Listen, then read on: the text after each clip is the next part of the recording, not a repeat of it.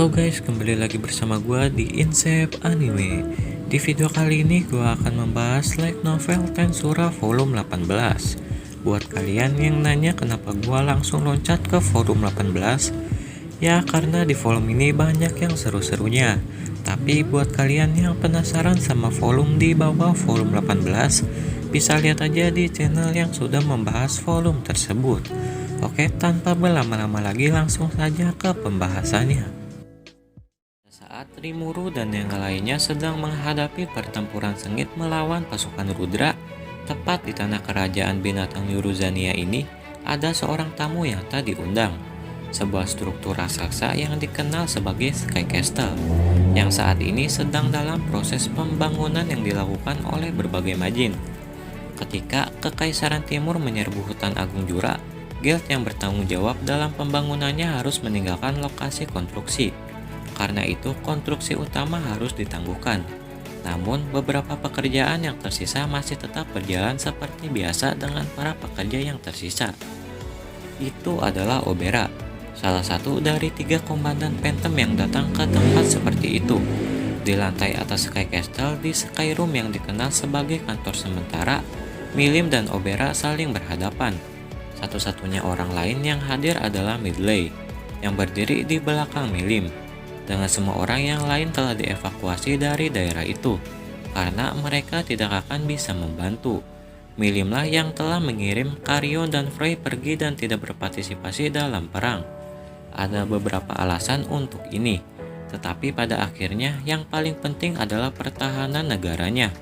Ketika mempertimbangkan hal-hal dari sudut pandang kekaisaran, dia tidak dapat menyangkal kemungkinan bahwa kekaisaran mungkin menyerang melalui wilayahnya.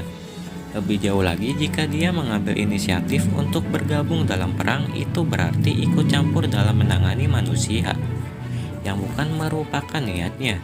Jadi Milim memilih tetap tinggal. Tampaknya itu adalah pilihan yang tepat. Milim pun bertanya kepada penjahat yang datang untuk memanfaatkan kesempatan itu. Urusan macam apa yang kau miliki denganku? Midley secara diam-diam mengawasinya, memiliki kepercayaan mutlak kepada Milim. Dia hanya tinggal menunggu jawaban Obera atas pertanyaan Milim. Namun kemudian Obera menghilangkan armor tingkat mitos yang melindungi tubuhnya dan berlutut di depan Milim. Obera dulunya adalah salah satu dari 7 malaikat asli dan seorang rasul yang setia pada Veldanava, sang Star King Dragon. Obera adalah seorang wanita cantik dengan rambut hitam bergelombang seperti langit malam. Matanya yang bersinar seperti binatang juga tampak indah dan memiliki pesona yang dapat mempesona siapapun yang melihatnya. Milim yang bersemangat tentang kemungkinan terjadinya perkelahian tampak dikejutkan oleh perilaku tak terduga dari Obera.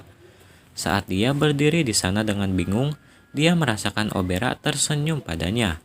Lalu Milim pun bertanya apa maksudmu yang sebenarnya. Obera pun menjawabnya untuk mengucapkan salam dan menawarkan beberapa saran. Obera mengangkat kepalanya dan menatap Milim dengan ekspresi tegang di wajahnya. Percakapan dilanjutkan di ruang resepsi yang telah diatur untuk sementara. Obera memperkenalkan dirinya sekali lagi dan menjelaskan apa yang sedang terjadi.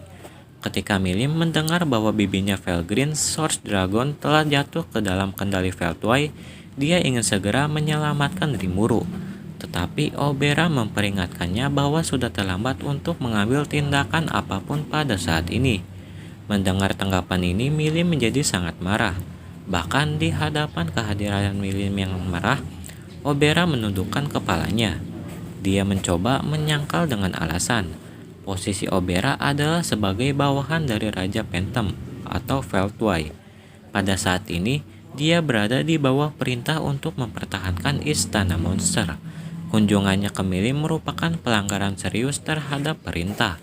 Meskipun dia seharusnya menjelaskan hal itu, Obera hanya merasa malu pada dirinya karena gagal memenuhi harapan Milim. Melihat sikapnya yang menyesal, Milim tidak punya pilihan selain memendam amarahnya. Saat Obera terus membungkuk dengan hormat, tidak ada tanda-tanda bahwa dia berbohong. Jika Veltway memberinya perintah, Obera mengatakan bahwa dia akan mematuhinya. Namun jika Milim menginginkannya, dia siap untuk membelot dari Veltway saat ini. Milim pun tidak merasakan kebohongan dalam kata-katanya.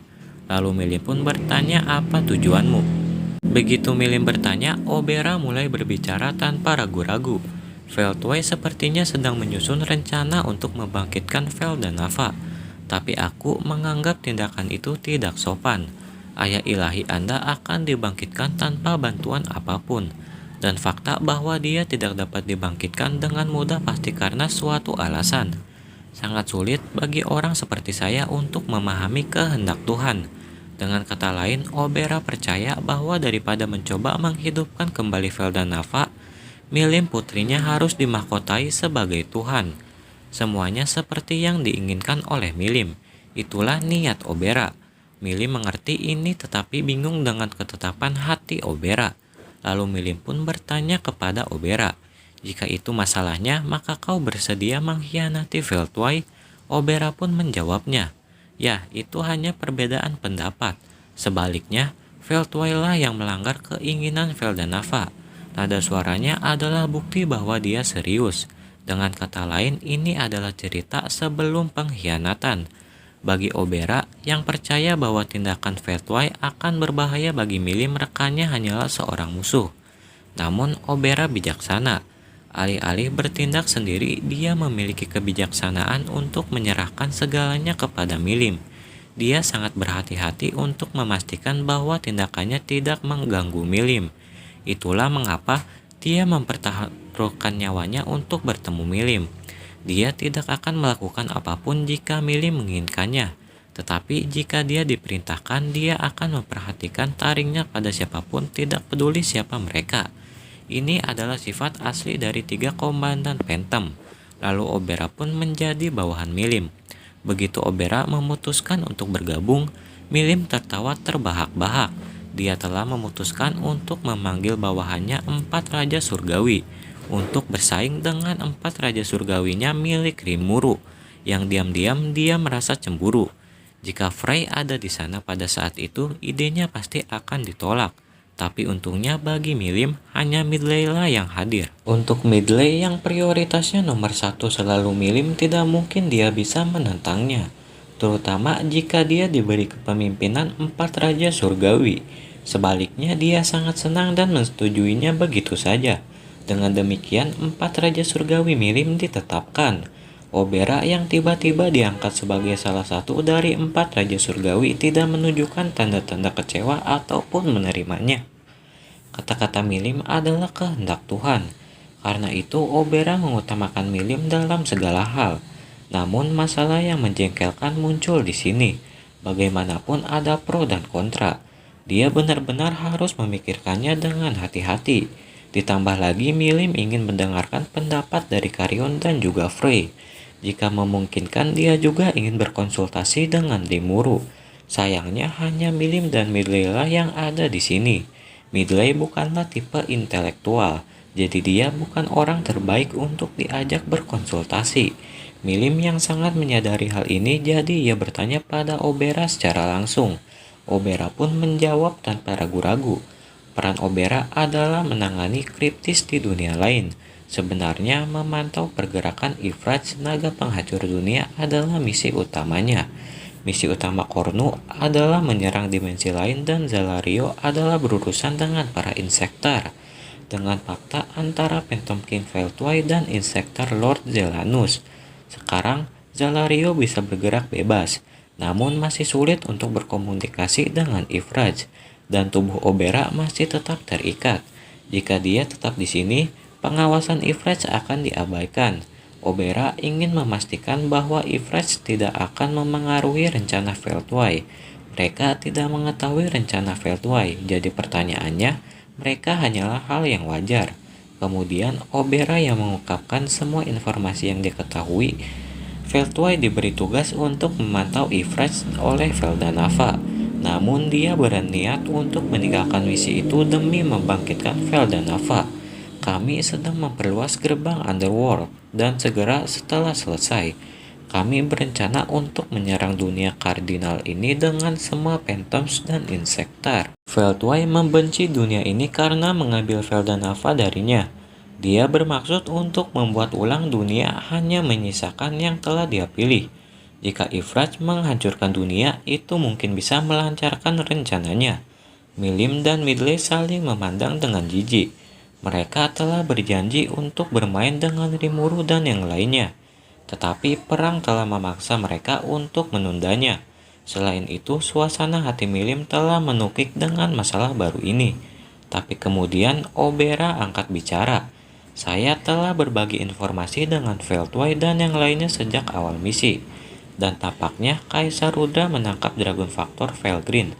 Namun pada menit terakhir Demon Lord Rimuru ikut campur. Dan rencana terakhir ditangguhkan.